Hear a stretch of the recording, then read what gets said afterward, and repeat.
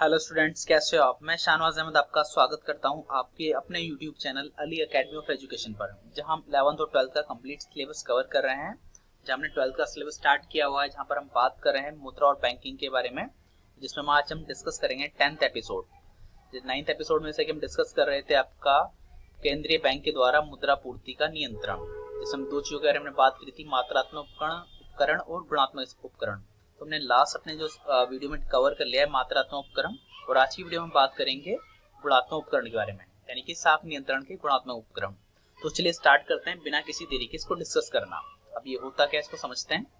गुणात्मक उपकरण साख नियंत्रण के वे उपकरण हैं जो अर्थव्यवस्था के चयनात्मक क्षेत्र पर ध्यान केंद्रित करते हैं, यानी ऐसे उपकरण हैं जो सिर्फ कुछ ही चुनिंदा क्षेत्रों पर लगाए जाते हैं, यानी कि पूरी अर्थव्यवस्था पर ये अप्लाई नहीं होते हैं, कुछ ही क्षेत्रों पर इनको लागू किया जाता है। ये उपकरण अर्थव्यवस्था के चुनिंदा क्षेत्रों में मुद्रा की पूर्ति को नियंत्रित करने के लिए प्रयोग किए जाते हैं, यानी कुछ चुनिंदा क्षेत्रों में मुद्रा की पूर्ति को कंट्रोल करने के लिए इनको हम यूज करते हैं। तो इसमें क्या क्या चीजें आती हैं उसको हम समझते हैं। तो इन्हें तीन वर्गों में रखा गया है, तीन पार्ट्स में डिवाइड किया गया है। तो तीनों को हम एक एक करके डिस्कस करना स्टार्ट करते हैं। पहले हम बात करते हैं आपका सीमांत आवश्यकता, जिसको बोलते हैं मार्जिन रिक्वायरमेंट। अब ये क्या होता है इसको समझते हैं। सीमांत आवश्यकता से अभिप्राय बैंक द्वारा दिए गए ऋण तथा ऋणों के लिए प्रदान की गई जमानत के वर्तमान मूल्य के अंतर से है, यानी कि जो बैंकों के द्वारा जो लोन दिया जाता है उसके लिए जमानत की वस्तु रखी जाती है, तो दोनों का जो अंतर होता है उसी को हम बोलते हैं सीमांत आवश्यकता। यानी इसका सिंपल सा अगर फॉर्मूला अगर हम समझेंगे, सीमांत आवश्यकता बराबर जमानत वाली वस्तु का वर्तमान मूल्य माइनस बैंक द्वारा दिया गया ऋण। एग्जाम्पल के लिए मान लो हमने 10 लाख की हमने कोई वस्तु गिरवी रखी, मान लेते हैं 10 लाख का हमने घर गिरवी रखा और बैंक ने उसके बदले में 8 लाख का लोन दिया, तो जो 2 लाख हो गया उसके बीच का जो डिफरेंस वो होता है हमारा सीमांत आवश्यकता। आई होप आपको क्लियर हो गया होगा। यानी जो हमने जमानत के लिए वस्तु रखी 10 लाख की और हमें लोन मिला है 8 लाख का, तो दोनों का डिफरेंस कितना हो गया, 10 लाख माइनस 8 लाख 2 लाख। तो 2 लाख क्या है हमारे लिए, सीमांत आवश्यकता। अब इसको हम आगे समझते हैं। सीमांत आवश्यकता को बढ़ा दिया जाता है जब मुद्रा की पूर्ति को कम करने की आवश्यकता होती है, यानी जब मुद्रा की पूर्ति हमें कम करना है तो सीमांत आवश्यकता को हम बढ़ा देते हैं। अब इसमें होगा कैसे, मैं आपको थोड़ा सा एग्जाम्पल से बताता हूँ, इसको आप ध्यान से समझिएगा। एग्जाम्पल से इसको हम समझते हैं। जैसे एग्जाम्पल से मैंने आपको बताया कि हमने 10 लाख का लोन लिया है और फिर 10 लाख की हमने प्रॉपर्टी गिरवी रखी और हमें 8 लाख का लोन मिला है, ठीक है। तो इन दोनों का जो डिफरेंस था मैंने बताया था 2 लाख, ये हमारा सीमांत आवश्यकता है।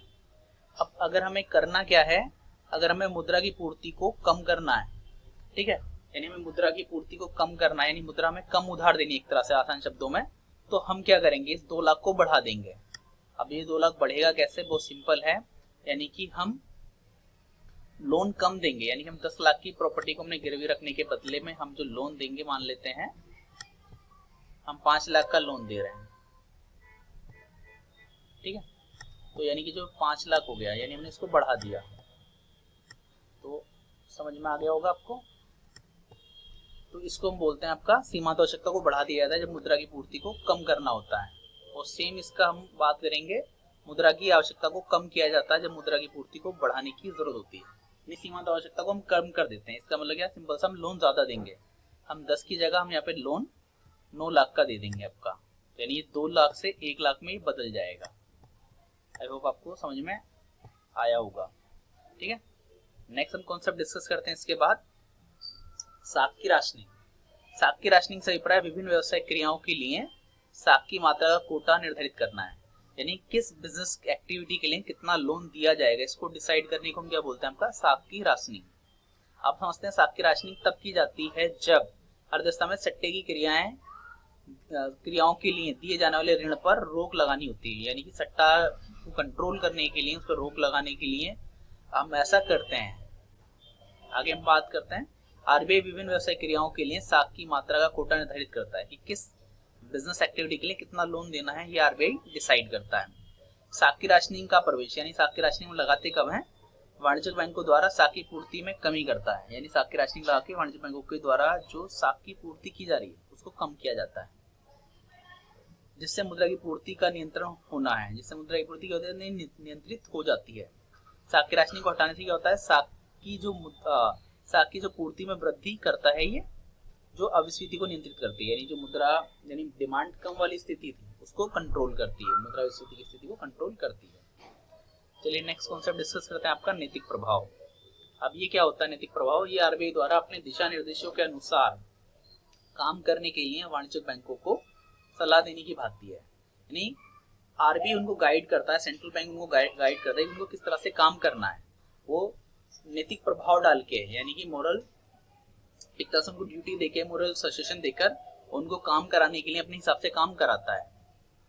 मुद्रा पूर्ति के दौरान बैंकों को ऋणों को सीमित तथा अविस्फीति के दौरान उदारता से ऋण देने का परामर्श देता है। यानी मुद्रास्फीति के दौरान वो कहता है कि भाई सीमित मात्रा में लोन दो, आरबीआई बोलता है वाणिज्यिक बैंकों को, और अविस्फीति के दौरान कि भाई इजीली लोन दे दो, उदारता से, यानी सिंपल बना के उसको लोन दे दो। तो आज का जो हमारा जो कॉन्सेप्ट है हम इसको यहीं पर ही एंड करते हैं। और इसी के साथ में अगर आपको बता दूं तो हमारा जो मनी एंड बैंकिंग की जो यूनिट्स है पूरी कंप्लीट हो चुकी है, और बहुत ही जल्द मैं इसके आपको पूरी यूनिट्स की एक कंप्लीट वीडियो आपको देने वाला हूं, जिसमें एपिसोड 1 से लेकर एपिसोड 10 तक को मैं सबको कंबाइन करके आपको